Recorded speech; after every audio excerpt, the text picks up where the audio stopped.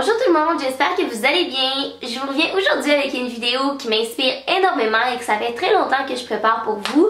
En fait, l'année dernière, j'avais fait une première version de cette vidéo-là qui était comment survivre à vos examens ou à votre fin de session ou peu importe, là, vous comprenez, quand vous avez un grand rush d'études, comment survivre à ça. Et cette année, je voulais refaire une version de cette vidéo-là, sans vous dire les mêmes conseils bien sûr, mais beaucoup plus l'axer sur le mental.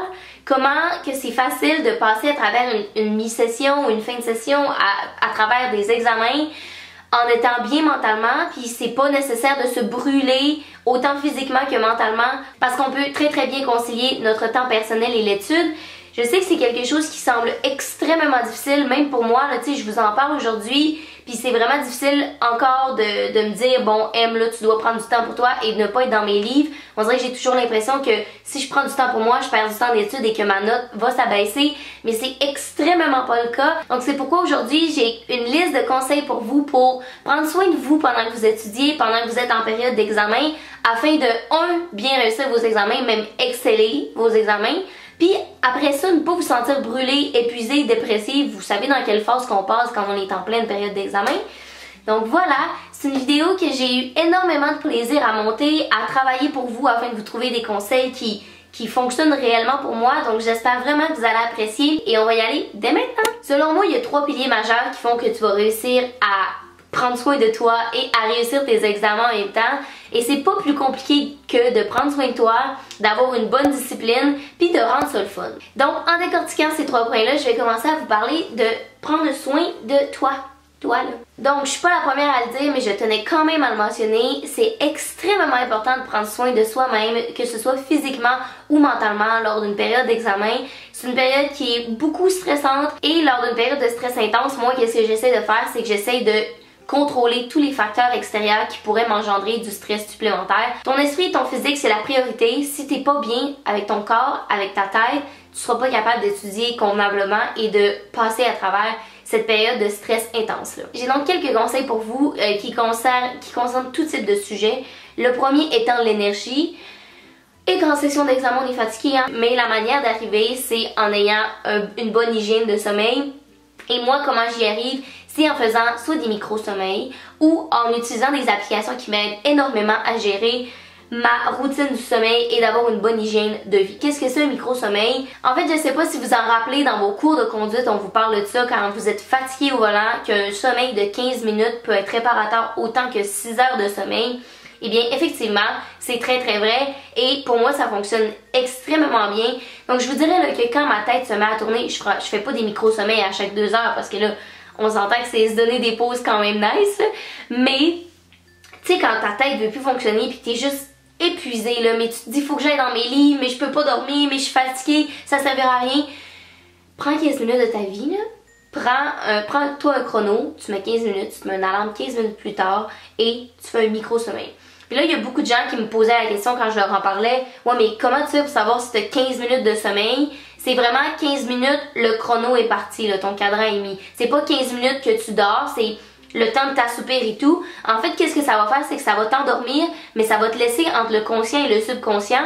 Donc, quand tu vas te réveiller, tu seras pas en phase de mode réveil extrêmement fatigué, mais tu vas être très reposé parce que tu as assoupi ton esprit et tu as tout neutralisé les pensées que tu avais présentement. Ensuite, une application que j'utilise extrêmement pour avoir une bonne hygiène de sommeil. Je l'utilise tout le temps, mais je vous dirais que ça devient ma bible quand c'est le temps d'une période d'examen. C'est l'application Santé et l'application en fait qui est déjà dans le iPhone là, dans Horloge. Dans Horloge ici, vous avez l'application Sommeil.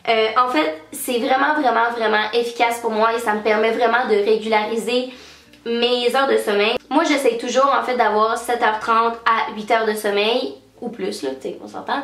Et cette application-là, ben c'est ça, permet de jouer avec l'heure de me coucher pour voir, ok, est-ce que je vais atteindre les heures de sommeil que j'ai besoin. Puis ça fait une analyse du sommeil également avec des statistiques du genre, si tu t'es levé à 2h du matin et que tu as touché ton sel, ben ça va le noter dans ton sommeil que tu as eu un petit bris de sommeil ici. Donc c'est vraiment, pour moi, c'est comme, ça me fait du bien parce que je me sens comme si j'avais pas à gérer cette partie-là de ma vie, que l'application le faisait pour moi, puis elle me disait Em, va te coucher, parce qu'il y a des cadrans qui vont me dire bon ben dans 30 minutes faudrait que tu commences à aller te coucher, commence à préparer ta routine du sommeil. Et ça c'est extrêmement important aussi pour moi d'avoir une routine de sommeil, tu sais, avant d'aller me coucher, parce que je le sais, là, en période d'examen, si je dis que je me couche à 9h, réellement, je vais dans mon lit à 9h, je vais penser à tout ce que j'aurais pu faire de plus et ça va me mettre à stresser. Mais si je commence une demi-heure plus tôt parce que mon app sommeil me le dit, ben je vais préparer ma routine et en 30 minutes, mon cerveau va être plus shutdown et je vais être capable de me coucher, tu sais. La deuxième application que j'ai à vous présenter pour prendre soin de son esprit, c'est Headspace. Headspace, dans le fond, qu'est-ce que c'est? C'est une application de méditation. Encore là, si ça vous fit comme conseil, si vous vous sentez interpellé, good for you, mais je sais que ça ne rejoignera pas tout le monde, mais c'est pour ça que j'essaie d'en donner plusieurs conseils.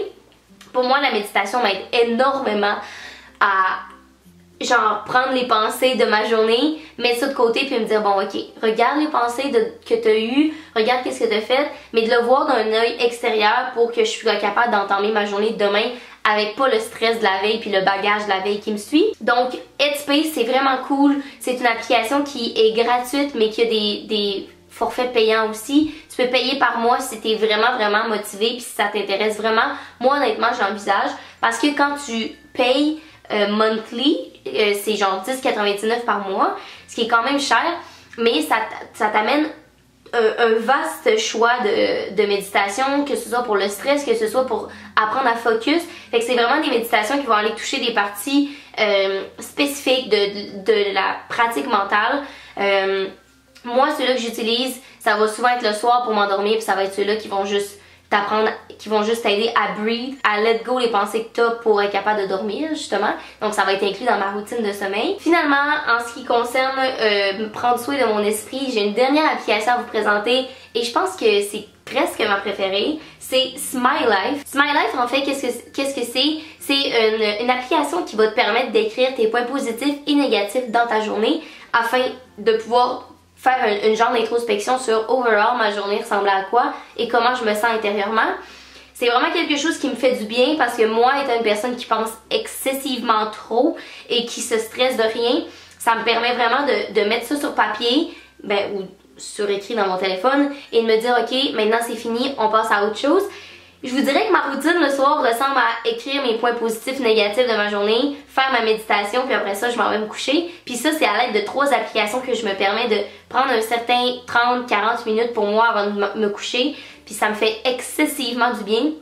Ce qui est cool de cette application-là aussi, c'est si dans un moment de panique, là, vous êtes en train de faire une crise d'anxiété, ça va pas, vous ouvrez cette application-là et vous shakez votre téléphone. Il va vous rappeler 3 points positifs de votre journée ou de vos journées précédentes pour vous dire regarde, c'est peut-être juste une mauvaise journée, mais regarde qu'est-ce que tu as vécu avant hier ou hier. Puis c'est des petits souvenirs que en moment de panique on se rappelle jamais, mais que là c'est toi qui as écrit, que tu as mis des emojis, que tu vas te rappeler du sentiment et de l'émotion que tu avais quand tu as écrit ce point-là. Donc c'est vraiment cool et moi ça me fait extrêmement du bien de juste écrire cela sur papier puis me dire bon, overall quand je fais mon bilan c'était une bonne journée. Donc le deuxième point que je voulais amener c'est le point de la discipline. Ok, c'est beau prendre soin de soi, c'est beau prendre soin de sa personne et de se dire bon maintenant j'ai le mindset prêt pour performer, pour pouvoir étudier, mais ça prend une certaine discipline et pour moi c'est la chose la plus facile. J'ai vécu 2 sessions à l'université, ma première session étant une session où j'ai let go beaucoup de trucs. Disons que j'ai été un peu trop nonchalante, puis ça m'a vraiment rattrapée. Lorsque j'étais en session d'examen, ça a été une de mes pires sessions d'examen parce que fallait que je catch up dans la matière de la première semaine à la place d'avoir une certaine discipline de travail dès le départ. Donc le meilleur conseil que je peux vous donner c'est d'écouter dans vos cours. Ça semble extrêmement banal mais c'est la meilleure des choses. Souvent les profs vont utiliser les exemples qu'ils ont donnés en question d'examen ou ça va vraiment être plus facile pour des personnes visuelles comme moi d'avoir plein d'exemples parce que le prof va en parler. En gros, là, écoutez dans vos cours, prenez des notes. Déjà là, cette discipline de travail-là, que vous êtes dans le cours pareil pendant 3 heures, là, que vous soyez sur votre téléphone ou votre ordi, ça change rien parce que dans 5 semaines, je vous garantis que vous allez vous en vouloir d'avoir magasiné en ligne à la place de prendre des notes de cours et d'avoir une session d'examen beaucoup plus difficile qu'elle l'était censée l'être. Ensuite, lorsque vient la dite période d'examen, j'ai 2 conseils pour vous. Si vous êtes quelqu'un qui a beaucoup de difficultés à vous discipliner et à rester motivé et alerte lorsque vous étudiez. Le premier conseil que je peux vous donner, c'est de vous faire une liste de to-do.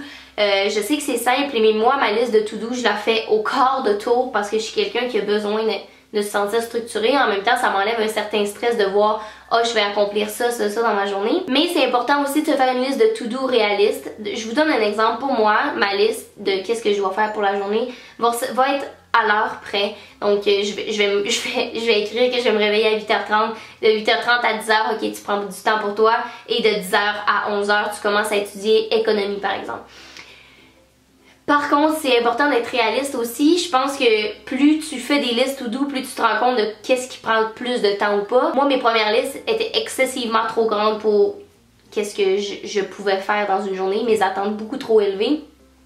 T'sais, dites-vous que même si vous pensez qu'étudier une économie, ça va vous prendre juste 1 heure, dans la vraie vie, vous allez avoir de la distraction, vous allez être avec votre coloc va être là, vous allez avoir des amis qui vont venir vous voir ou whatever. Fait que ça va peut-être vous prendre le double du temps. Donc prenez beaucoup plus de temps de passer. Puis c'est en se faisant des listes avec une horaire qui pour moi ça m'aide le plus à me rendre compte de bon je vais prendre une avant-midi complète pour ça. Puis s'il y a du temps de plus, ben tant mieux, je vais être juste plus prête ou je vais avoir plus de temps pour moi. Mais au moins moi je vais sentir que j'ai fait ce qu'il fallait que je fasse dans ma journée parce qu'il n'y a rien de plus tannant que ne pas finir sa liste to-do de la journée et se mettre à stresser parce que tu dois rajouter sur ta liste du lendemain des trucs que tu n'as pas fait la veille. Ensuite, qu'est-ce qui fonctionne bien pour moi aussi, c'est un système de récompense. Par récompense, je veux dire de me permettre des périodes de pause entre mes études. Je vous dirais que moi, généralement, 1 heure d'études complètes, mon cerveau est là, mais après 1 heure, il me faut une petite pause, que ce soit juste de 5 minutes. Et c'est exactement ce que je fais en fait. À chaque 1 heure d'études, je vais quand même me prendre 10 minutes de pause environ pour faire n'importe quoi, aller me faire un nouveau thé, aller aux toilettes, décanter, méditer, lire un petit peu un livre de lecture sur le côté, regarder mes réseaux sociaux. C'est quelque chose qui vous aide de vous donner des petites récompenses, ça fonctionne très bien et ça permet une bonne discipline de travail. J'ai aussi une app à vous présenter par rapport à la discipline de travail et ça s'appelle Forest. En fait, c'est une application payante, ça coûte 2$, mais c'est pour une bonne cause. Parce que c'est une application qui va t'aider à rester concentré sur ton travail parce que lorsque tu as un travail important à faire et que tu vas sur cette application-là et que tu plantes un arbre, ton téléphone est freeze pour le temps que tu plantes l'arbre.